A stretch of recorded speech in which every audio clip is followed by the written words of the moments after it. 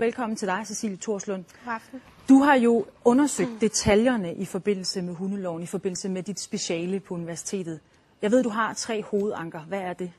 Jamen, det er dels, at der ikke er undersøgt grundigt, hvad det er, en farlig hund er.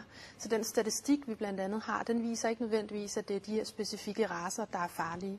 Altså dem, som der er lovgivet imod? Dem, som der er lovgivet imod nu, ja. En anden ting er også, at der ikke har været ordentlig dokumentation i det hele taget. Så mængden af de her farlige hunde, eller muskel- og kamphunde, når man vil, hvor man siger, det er 20.000, jamen det tal, det er næsten et gætværk.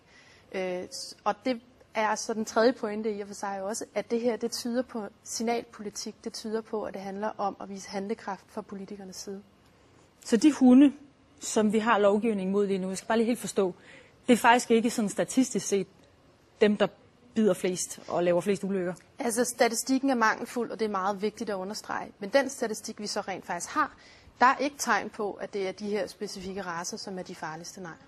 Og hvordan den her hundelov her, hvordan er den blevet til? Du har jo undersøgt dens tilblivelse og været inde i den her statistik og været inde i de her tal her.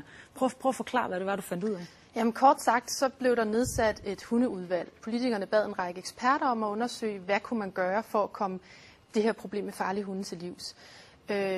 Så blev der også undersøgt, hvor mange hunde er der rent faktisk. Det gjorde man ved, at der var en lille rapport fra Ishøj Politi tilbage i 2004, hvor en række betjente havde mødt en masse mennesker på gaden. De fandt ud af, at så mange hunde af dem, de mødte, de var registreret i Dansk Hunderegister. Det var kun cirka en 1/4.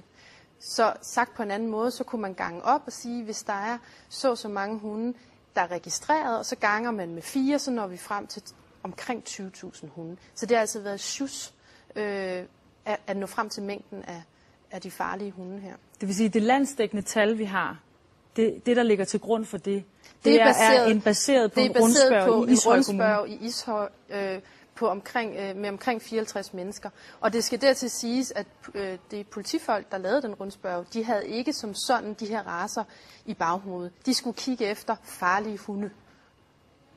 Hvordan er det for dig som akademiker at opdage sådan et grundlag for noget, der jo er blevet til lov?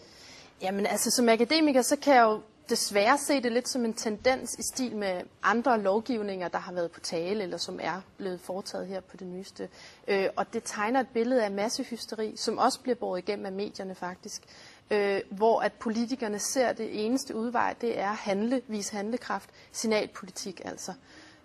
Så som akademiker og som privatperson, så bliver jeg da forskrækket egentlig over, at samfundet går i den retning lige nu. Det virker som en snebold, der på en eller anden måde også har rullet sig større og større. Men kan man overhovedet, udover det åbenlyse selvfølgelig, politikerne, men ellers sætte en finger på nogen, der burde have trukket i nødbremsen og sagt, hov, stop, stands, vi kan ikke lave en lov på det her baggrund? Altså det er ikke så nemt at svare på, for der er faktisk rigtig mange, der har forsøgt at trække håndbremsen. Hvis man læser den betænkning, altså det vil sige det hundeudvalg, der blev nedsat, de eksperter, det de har sagt, og som loven er bygget på, jamen der er tonsvis af alarmklokker i den betænkning, hvor de siger, se nu her andre lande, som vi normalt sammenligner os med, jamen det har ikke fungeret for dem. De har måttet ophæve eller ændre deres lov. De har simpelthen ikke fået de resultater, de ønskede.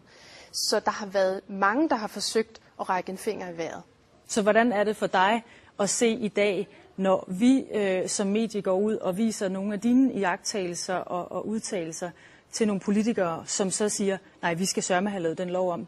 Det kunne de vel have gjort for lang tid. De kunne vel have lavet med at stemme for den, eller det er lidt ærgerligt, vil jeg sige. Altså, man kunne have håbet på, at tingene var gået anderledes. Og desværre så bliver det her jo bare igen et eksempel på, at enkeltsager, nu er det så jer, der har taget enkeltsager op, men enkeltsager kommer til at blive meget essensen af, hvad man politisk behandler lige for tiden. Og igen, nu så har I taget enkeltsager op, som bliver til en form for hysteri. Det er så den ene eller den anden vej. Og nu skal der handles igen. Og det kan vi jo se så sent som i dag, hvor der er nogle politikere, der så er gået ud og sagt, hov for søren, vi må handle. Der var også et alternativ dengang, endda et fra hundeudvalget. Er det et, man kan bruge i dag? Jeg kan ikke umiddelbart sige, om man kan bruge det i dag, men der er i hvert fald et bud, det hedder et hundekørekort, og der var, jeg kan ikke huske, om alle var enige, men der var i hvert fald flertal af dem, der var i hundeudvalget, som lavede den her betænkning, der sagde, det er også en mulighed, lad os kigge på det. Og det blev sådan set slet ikke taget med i betragtning. Det kan være, det bliver det nu. Vi må vente og se. Cecilie Thorslund, du skal i hvert fald have tusind tak, fordi du havde mulighed for at komme forbi studiet her i aften.